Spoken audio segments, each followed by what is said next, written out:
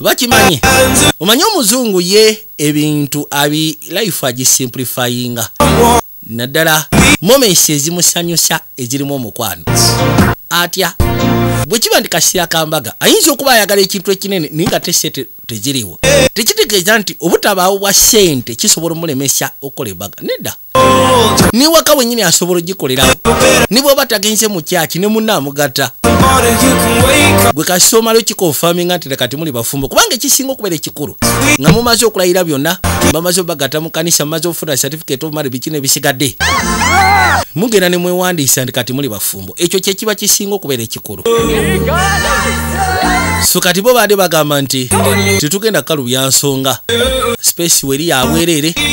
tusobola okuyita abantu baffe abatono ne wabeera abantu 30 oba abantu ne waba abantu 10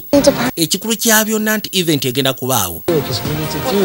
ate ng'egenda kubaawo ku masekati gaffe ekibeera ekikulu omugole omusajja okubaawo n'omugole omukyala okusobola certifyinga ensonga ya relationship yaabwe